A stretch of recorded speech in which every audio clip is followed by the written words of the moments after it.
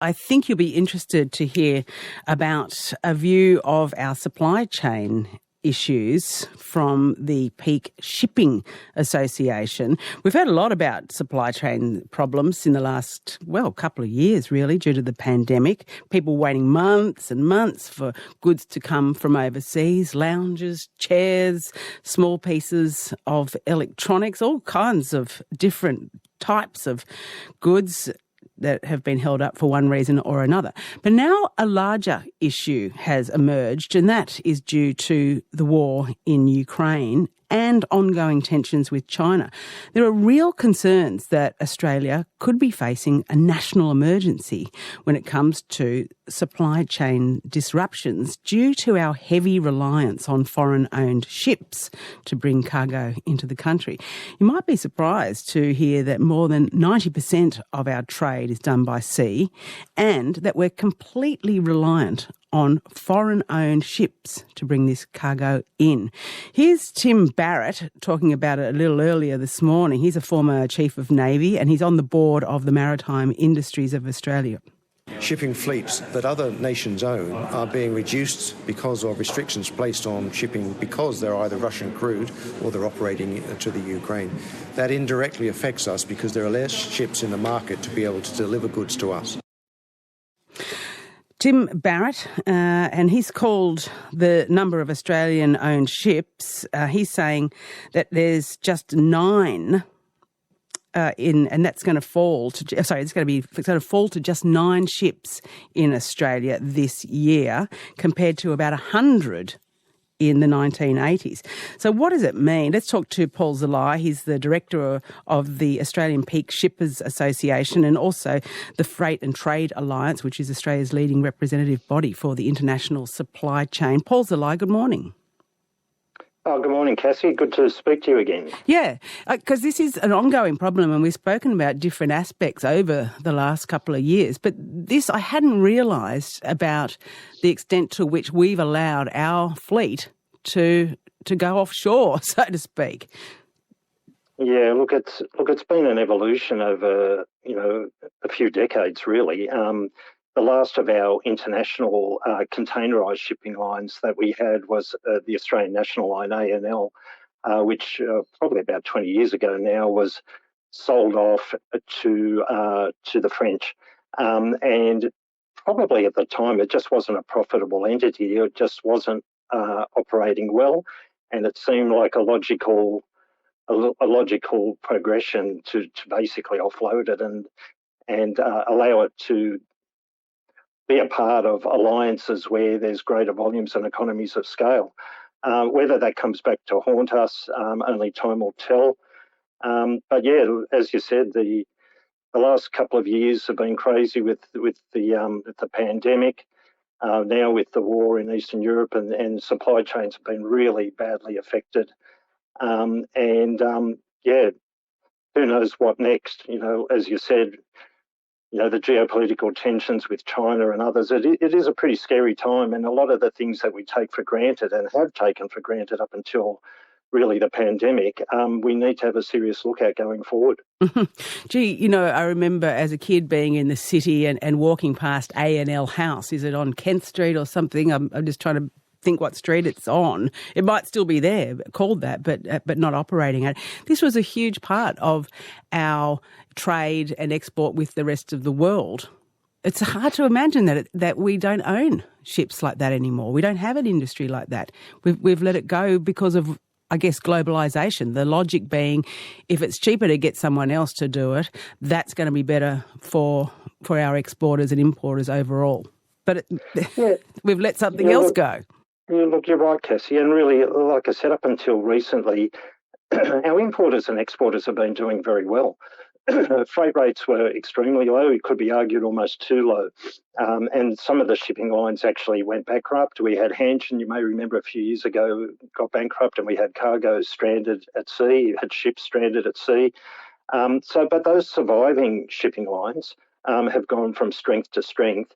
And they have formed alliances. So they basically all import and export out of Australia as a part of one of 3 major alliances where they share space on each other's vessels. they're using mega ships, so extra large container vessels, which gives them economies of scale. But to fill those vessels, they've got an exemption from our competition law to be able to basically collaborate and use those extra large vessels on a shared basis. So good in theory, but maybe again coming back to haunt us because we're seeing the freight rates go through the roof. Now, if an Australian company or any other shipping line would like to enter the market, it would be virtually impossible for them to be commercially competitive and have the same reach unless they could be invited and be a part of one of these major three alliances. I see. So maybe we need to be part of those rather, because it would just not make sense for us to restart and compete with these. Is that what you're saying as well? That to commence? Go on. Yeah. Sorry, Cassie. Exactly right. But whether those alliances would even want another entity in there, why would they?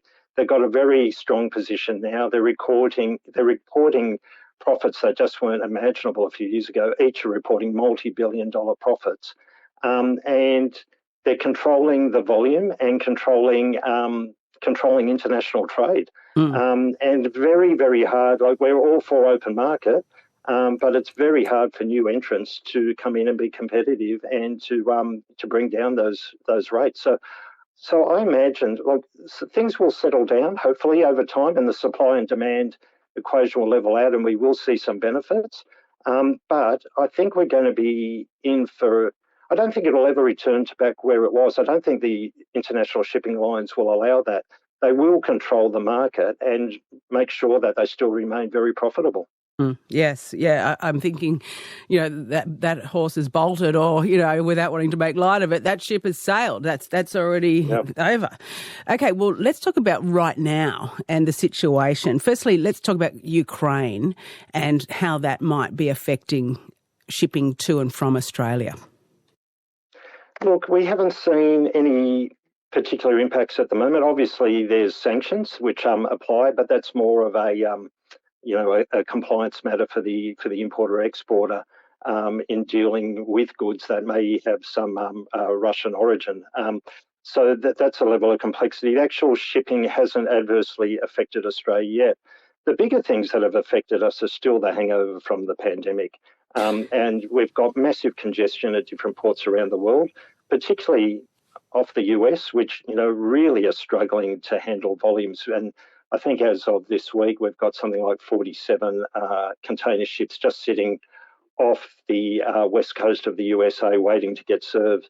So, and we're a small world. That all flows down around the world.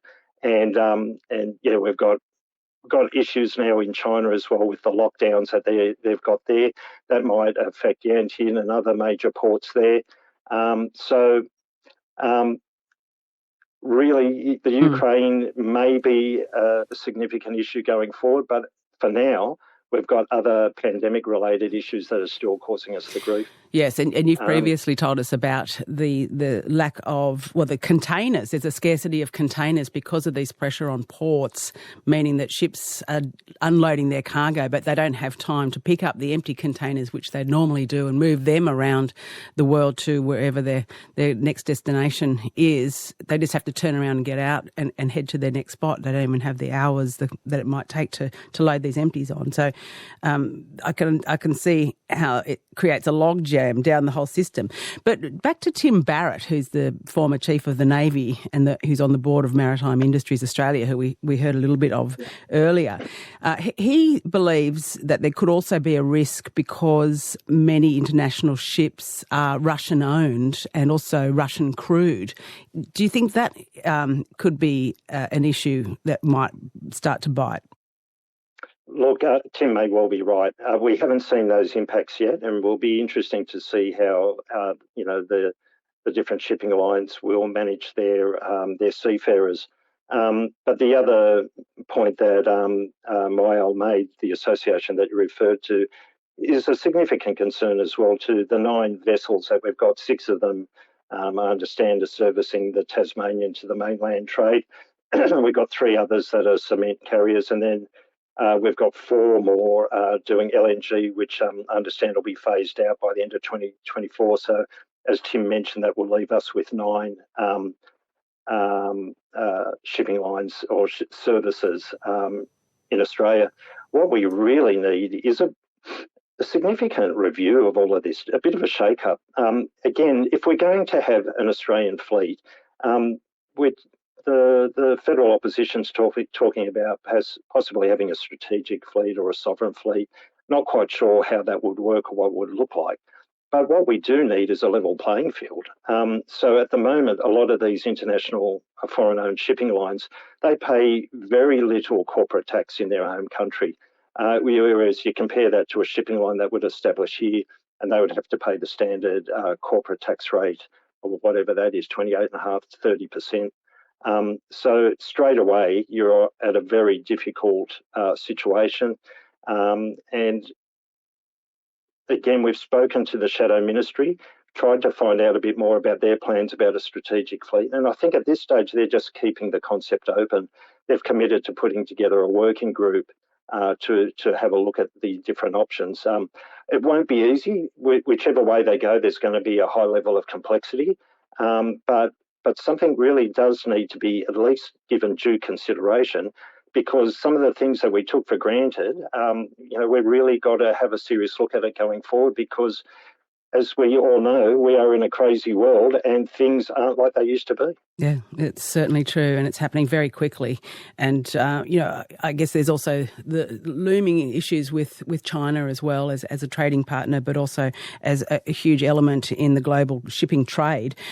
Just finally, Paul, what about fuel supplies and shipping? Where are we at with that? Because I have heard that we do have only a few weeks of fuel supply. I don't know if you can clarify that for us. Probably not the expert to talk about on that. We've seen the price increases go through the roof, and we've seen transport operators around the country increase their surcharge. Probably the one area of relief is the serious concern that existed earlier in the year around the supply of the AdBlue, which was the extra substance required for the diesel trucks. That seems to have been addressed, and again, credit to the federal government and private enterprise that have come up with solutions for that.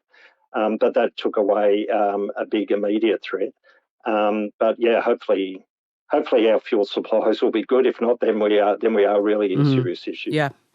Yeah, some long-term thinking seems to be required. Look, thank you very much, Paul. Always good to talk to you. Thanks again, Cassie. Yeah, Paul Zalai, he's the director of the Australian Peak Shippers Association and also the Freight and Trade Alliance, Australia's leading representative body for the international supply chain. Back in the 80s, apparently we had 100 Australian vessels plying our shores. Now there's 9, and they are on domestic routes only, and they will be even reduced to 6 soon. What will we do if we are relying on the rest of the world to bring us the most essential items to run daily life?